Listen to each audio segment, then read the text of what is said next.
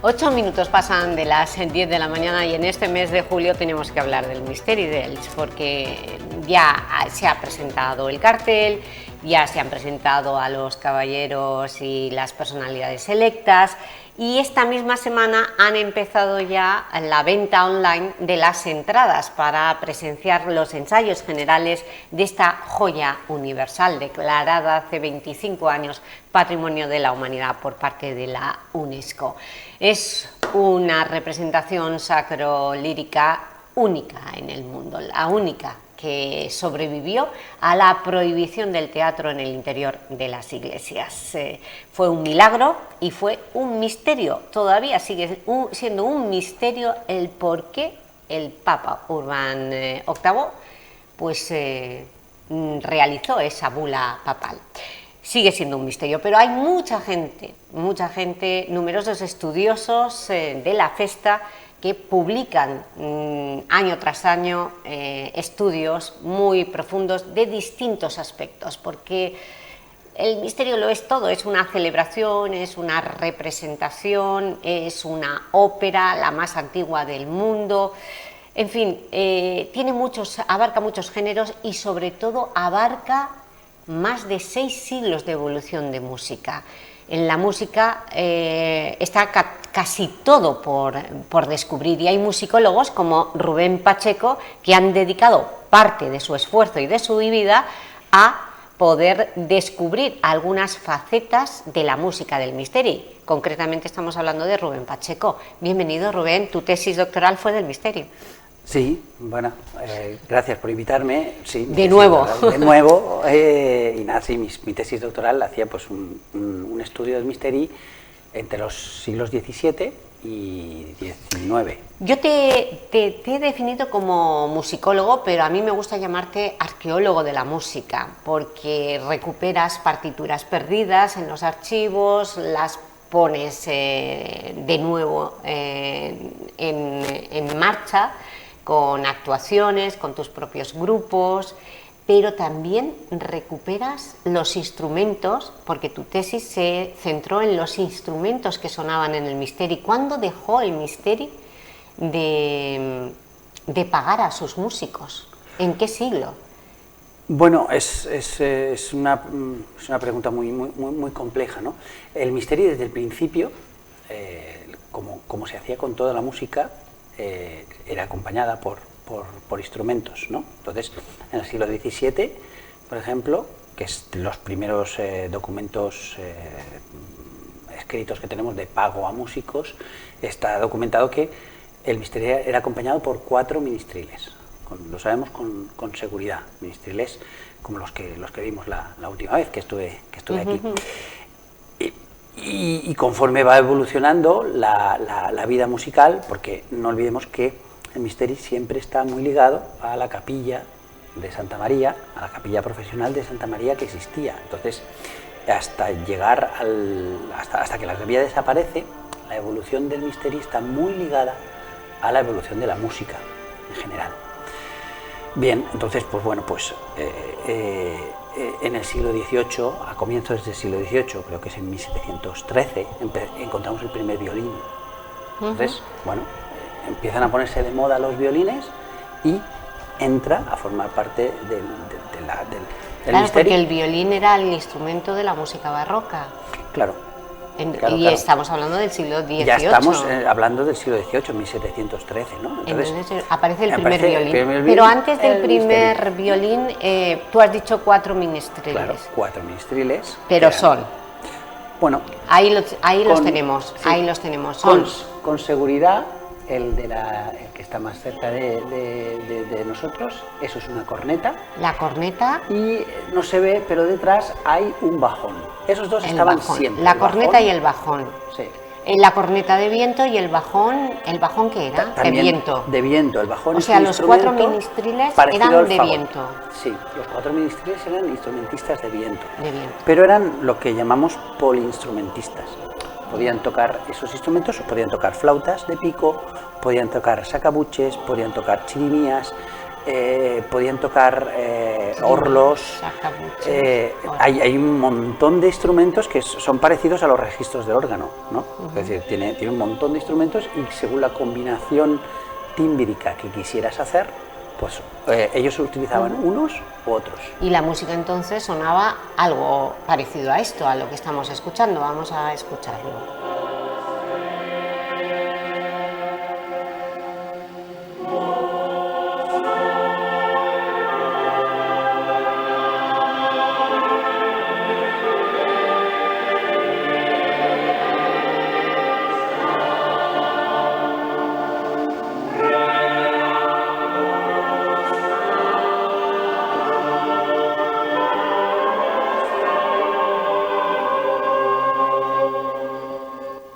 Qué pena que se haya perdido los instrumentos de viento. Suenan increíble. Bueno, ¿Nadie se atreve a incorporar los instrumentos de viento?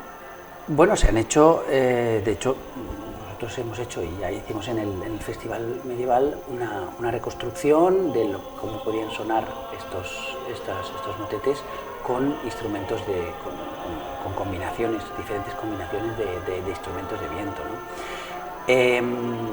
Bueno, introducirlos ahora no tiene mucho sentido porque, bueno, es una cuestión muy complicada, ¿no? Pero lo que sí que deberíamos hacer pues es estudiar, porque eso da pistas de por dónde tiene que ir la interpretación en un futuro y por dónde, cómo podemos ser fieles a una tradición que no deberíamos perder, y deberíamos estudiar y deberíamos entender para poder entender el misterio que hoy tenemos, en vez de dedicarnos a cosas que poco o nada tienen que ver con el misterio. Creo que eso ¿Se está estudiando poco? Bueno, pues creo que se debería estudiar más. Nunca es suficiente, pero creo que se le está prestando muy poca atención a la investigación, al estudio y a la reflexión sobre el sonido histórico del misterio. Vaya. Pero bueno. ¿Y qué pistas nos puede dar sobre el sonido histórico del misterio? Se habrá perdido muchísimo. Se habrá perdido muchísimo y realmente el misterio en cada época tiene su sonido, ¿no? Vale. Estos ministriles, como he dicho, pues fueron sustituidos no fueron sustituidos, sino conviven en algunas ocasiones por violines, con instrumentos de cuerda. El siglo XVIII entra la cuerda. Hasta que desaparece la capilla profesional de Santa María. ¿Cuándo desaparece? En 1835. Que eran músicos. Claro, la capilla de Santa María era una institución musical, era una institución docente también, ¿no? Eran músicos profesionales que trabajaban en Santa María, eran además pagados, la mitad los pagaba el ayuntamiento, el Consell, y la otra mitad los pagaba la Basílica de Santa María. ¿Por qué? Porque participaban en la liturgia, pero también participaban en otros actos institucionales del ayuntamiento, y se sabe que las fiestas, por ejemplo, tocaban desde las ventanas del ayuntamiento, tocaban desde la torre de Santa María. La capilla era donde se hacía la vida en el antiguo régimen, antes de todas las desamortizaciones, antes de la época de la Revolución Francesa y de la Ilustración, era donde se hacía la vida musical, ¿no? Incluso el maestro de capilla tenía la obligación, tenemos un documento del siglo XVIII que lo dice así, de enseñar 2 veces al mes música a quien quisiera venir a aprender música. O sea, una vez cada 15 días él daba clase de música a quien quisiera, no a los niños de la capilla, que por supuesto tenía obligación de enseñarles música, y los infantillos que estaban allí aprendían con él y aprendían el oficio de músico allí, ¿no? Digamos, si no, qué curioso, ¿no? Tenía la obligación a cualquiera de la ciudad, tenía la obligación de enseñarles música una vez cada 15 días. ¿Gratis? Sí, bueno, gratis, claro, él era un servicio público. Vale, pero ese servicio público no se pudo mantener. Ese servicio público no se pudo mantener, bueno, con las leyes de desamortización, es un lío, se junta todo, la política, los liberales, los tal, se pelean, bueno, acaba por separarse esto, el ayuntamiento deja de poner dinero, la iglesia no se puede hacer cargo de la capilla acaba desapareciendo. No pasa solo aquí, pasa en muchos sitios, en toda España. Y bueno, pues es cuando desaparecen las capillas y empiezan a aparecer las bandas de música, los conservatorios, todo lo que es el 19. Y en Elche pues empiezan a organizarse el Misteri de manera diferente, ¿no? Pues empiezan a entrar los cantores aficionados, pero esto ya es finales del 19, desaparecen los instrumentos, solamente queda el bajón, es decir, el instrumento de Ministry, que es sustituido por un bombardino o por un fagot, seguramente casi siempre por un bombardino, ¿no? Y ese bombardino, cuando llega Óscar Esplá en 1924, es considerado como una degeneración del siglo XIX y acaba por anularlo, ¿no? Y lo hace, fíjate, queriendo recuperar el sonido original, que él pensaba que era a capela y con una idea era la idea que se tenía a principios del siglo XX, pues anula el bombardino y ya no, a partir de entonces ya todos los cantos son a capela. ¿Cómo podríamos recuperar? Dices que es muy difícil recuperar los instrumentos de viento. Bueno, ahora es difícil, se puede recuperar pues en conciertos, en conferencias, que es lo que suelo hacer, es lo que hago yo y es lo que estamos haciendo desde la academia, ¿no? Recuperar y pensar sobre pues eso es lo que estamos haciendo aquí, pensar sobre, porque vamos a ver qué misterio entonces nos ha quedado después de todos los estilos de música por el que han pasado todos los instrumentos. Ahora que tenemos un arpa, una guitarra y el órgano. Sí, el órgano es el instrumento de viento por excelencia, ¿no? Sí, el órgano es el instrumento de viento por excelencia. Fíjate que el órgano ahora mismo tiene un papel muy grande, digamos, claro, que lo es todo, ¿no? Hace de hilo conductor entre los cantos. El órgano que conocemos hoy, ¿de cuándo es el órgano? El órgano es de 1960, 61, 62. Tiene apenas es el moderno. 60 años. Es el moderno. Y es obra de Óscar Esplá. Es composición está compuesto por las partes, los papeles son de Óscar Esplá. Entonces, claro, antes el órgano intervenía para dar realce, por ejemplo, cuando salían los aparatos aéreos, cuando se producía la coronación, probablemente en algún momento improvisara algo, pero nada que ver con el papel que tiene ahora, que se le ha dado ahora. ¿Por qué no se le encarga, por ejemplo, a Marco Frisina una renovación de la música del Misteri?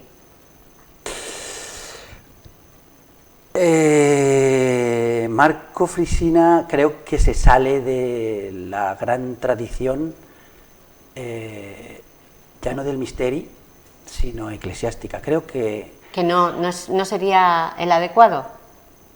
Por supuesto que no. No, O sea, porque ha pisado la alfombra roja en Hollywood, por ejemplo, porque hace bandas sonoras de películas. No, bueno, puede ser una a mí Marco Frisina me parece que hace muy bien su trabajo, ¿eh? Creo que es un tipo, un señor que trabaja bien. Él es un sacerdote y su misión es evangelizar. Pero como músico, lo siento, pero no pertenece a la tradición del Misteri y bien, es una cosa, algo que puede influir en el Misteri, pero de manera muy colateral. Y creo que es un error meterlo aquí a esto. Y creo que soy el único de aquí que dice esto, ¿no? Pero me da igual. Creo que es un error. Si lo que se pretende es llevar la música del Misteri por ese lado, creo que lo vamos a lamentar. No, yo he preguntado, nadie ha dicho que se le encargue la renovación, pero yo te pregunto a ti si el Misteri es después del Óscar Esplá, si es tiempo de renovar su música. Yo creo que... ¿Tú eres partidario de renovar la música del Misteri, de volver a recuperar lo que se perdió, como por ejemplo los instrumentos de viento, el bombardino, lo que eliminó Óscar Esplá? No. Yo soy partidario de crear un Misteri del siglo XXI, porque estamos en el siglo XXI y tenemos lo hacemos con la gente de aquí, ¿no? Y somos personas del siglo XXI y tenemos teléfonos móviles y hemos visto películas y nuestro umbral de sorpresa es diferente al que tenían las personas del siglo XVIII, pero sí que creo que debemos mantener, por ejemplo, cuestiones como la tradición oral. Es algo que se debería mantener, que se debía trabajar. ¿La tradición oral qué significa? La transmisión oral de los cantos. ¿Pero eso qué significa? ¿Por qué no lo hemos mantenido, la transmisión oral?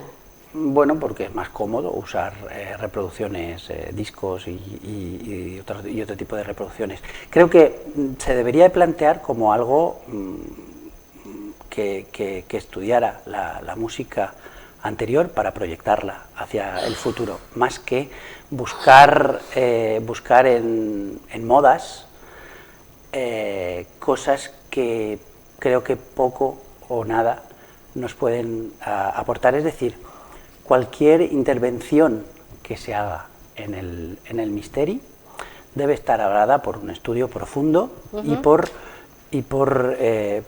unos criterios que sean objetivos y validables, ¿no? Decir, bueno, pues ahora, pues como está de moda esta música, vamos a cantar el Misteri como esta música. Eso se ha hecho ya, ¿eh? Bueno, Óscar Esplá, por ejemplo, lo hizo muchas veces y la reforma de Esplá tiene mucho de mirar al pasado, pero tiene mucho de su estética particular. Yeah. No sé si ese debe seguir el camino, ¿no? Si ese es el camino que debemos seguir ahora. Es muy complicado y no sé si me estoy metiendo en demasiados jardines aquí en directo, ¿no? Pero yo tengo una idea bastante clara de lo que haría y lo que no. A fin de cuentas, ¿el Misteri podría sonar mejor? No es que el Misteri... A ver, el Misteri, el 14 y el 15 siempre suena bien. ¿Vale? No vamos el Misteri, el 14 y el 15 siempre suena bien. La pregunta es cómo queremos mantener este Misteri. Queremos que siga siendo un Misteri del pueblo. Queremos... y lo que yo pienso es que pues debería, por ejemplo, tener una estructura educativa acorde con el patrimonio musical que es, por ejemplo. ¿No es suficiente la escolanía? No. ¿Para ti esa estructura educativa por dónde pasaría? ¿Por el Conservatorio de Música? No lo sé. ¿Por la Parroquia de Santa María? No lo sé. ¿En la Casa de la Festa? No lo sé. Yo esto lo he defendido desde hace muchísimos años y cuando era patrono pues lo decía y pasaban de mí y yo pues sigo diciéndolo y la gente sigue ignorándome, pero yo lo sigo diciendo, a mí me da igual, ¿no? Creo que debería tener pues una estructura educativa donde pues los niños aprendieran algo más que de lo que lo están haciendo ahora, ¿no? Pero bueno, es mi opinión. ¿Qué quieres que te diga? Bueno, es la opinión de un musicólogo y doctor en música. Rubén Pacheco, muchas gracias y la semana que viene seguiremos hablando del Misteri y sobre todo con las imágenes del documental que se ha realizado sobre la reforma de Óscar Esplá, que se va a estrenar en Elche gracias al Festival de Cine Independiente.